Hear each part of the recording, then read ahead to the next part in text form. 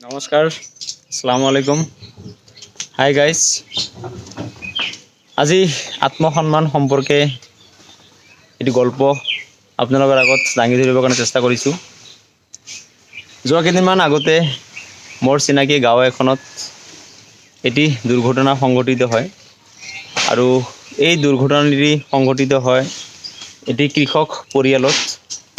আৰু সেই কৃষক পৰিয়ালটোত দুগৰাকী সন্তান, তাৰে প্ৰথমগৰাকী ছোৱালী আৰু ছেকেণ্ডগৰাকী আছিল ল'ৰা। মা দেউতাহঁতে বহুত কষ্ট কৰি ল'ৰা ছোৱালী দুটাক উচ্চ শিক্ষিত কৰিবৰ কাৰণে আপ্ৰাণ চেষ্টা কৰিছিল। অল্প শিক্ষিত মা দেউতাহঁতে বহুত কষ্ট কৰি নিজৰ ল'ৰা ছোৱালীক পঢ়া শুনাৰ কাৰণে মাটি ভেটি বন্ধকত ৰাখি, আনকি কিছুমান মাটি বিক্ৰী কৰিও ল'ৰা ছোৱালীক পঢ়া শুনাৰ খৰচ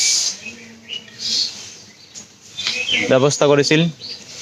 আৰু মানুহৰ পৰা বিভিন্ন ধৰণৰ ঋণ ধাৰ কৰি ঘৰত হাঁহ মুৰ্গী পাৰ এইবোৰ পোহপাল কৰি ল'ৰা ছোৱালীবোৰক কিন্তু পঢ়া শুনাৰ খৰচৰ ব্যৱস্থাবোৰ কৰি আছিল। ছোৱালীজনীক মা দেউতাই এজনী নাৰ্ছ বনোৱাৰ সপোন দেখিছিল আৰু সেই সপোন পূৰণ কৰিবৰ কাৰণে এটি প্ৰাইভেট ইনষ্টিটিউটত ছোৱালীজনীক সেই কৃষক পৰিয়ালটোৱে ছোৱালীজনীক জি এন এমৰ কাৰণে এডমিশ্যন কৰাই দিছিল আৰু তাতেই ঘটিল অঘটন। ছোৱালীজনী হোষ্টেলত পঢ়ি থকা সময়তে, ইনষ্টিটিউটত পঢ়ি থকা সময়তে কিন্তু তাই ল'ৰা এজনক ভাল পায় আৰু ভাল পোৱা ল'ৰাজনৰ লগত কিন্তু ছোৱালীজনী পলাই গুচি যায়। আৰু এই খবৰটো মা দেউতাহঁতে যেতিয়া পোৱাৰ পিছত কিন্তু মা দেউতাহঁতে মৰ্মান্তিক হৈ গ'ল, মনত কষ্ট পাল। ইমান কষ্ট কৰি মা দেউতাহঁতে ছোৱালীজনীক পইচাৰ যোগান ধৰিছিল যদিও যেতিয়া মা দেউতাহঁতক এই দুখৰ খবৰটো, এই বেদনাদায়ক খবৰটো, যন্ত্ৰণাদায়ক খবৰটো দিয়াৰ লগে লগে কিন্তু মা দেউতাহঁতে মানি ল'ব নোৱাৰিলে। ইমান কষ্ট কৰি ছোৱালীজনীক পঢ়া শুনা কৰাইছিল, ভাবিছিল ছোৱালীজনী এদিন উচ্চ শিক্ষিত হৈ তেখেতসকলৰ মান সন্মান ৰক্ষা কৰিব আৰু সমাজত এজন ভাল নাৰ্ছ হিচাপত নিজকে পৰিচিত কৰাই দিব পাৰিব বুলি মা দেউতাৰ দৃঢ় বিশ্বাস আছিল। কিন্তু ছোৱালীজনীৰ যেতিয়া প্ৰেমৰ লালসাত, প্ৰেমৰ যন্ত্ৰণাত, নিজৰ প্ৰেমৰ যৌৱনৰ যিটো ভোগ, যৌৱনৰ যিটো পিপাসা পূৰণ কৰিবৰ কাৰণে যেতিয়া ল'ৰাৰ লগত যেতিয়া পলাই গুচি যোৱাৰ পিছত কিন্তু মা দেউতাহঁতে কোনো পধ্যেই মানি ল'ব নোৱাৰিলে। তেখেতসকলে নিজৰ বিবেকক কণ্ট্ৰল কৰিব নোৱাৰিলে, নিজৰ আত্মসন্মানক কিন্তু কণ্ট্ৰল কৰিব নোৱাৰিলে। আৰু তেখেতে কি কৰিলে জানে? তেখেত দুয়োগৰাকীয়ে কিন্তু এটি চৰম পন্থা বাছি ল'লে, চৰম সিদ্ধান্ত এটি বাছি ল'লে। দুয়োগৰাকীয়ে মা দেউতাই নিজৰ জানাজা নিজেই আদায় কৰি দুয়োজনে ডিঙিত ৰছী লগাই একেডাল ৰছীতে দুয়ো পেৰেণ্টছে কিন্তু এই পৃথিৱীৰ পৰা বিদায় মাগিল। খুবেই দুখ লগা কাহিনী, খুবেই মৰ্মান্তিক। কিন্তু সেই ছোৱালীজনী কিন্তু কেতিয়াও অনুভৱ কৰিব পৰা নাছিল যে মা দেউতাহঁতে তাই কৰা এই ভুলটোৰ কাৰণে মা দেউতাহঁতে এই চৰম পন্থাটো বাছি ল'ব বুলি। দুখ লাগে।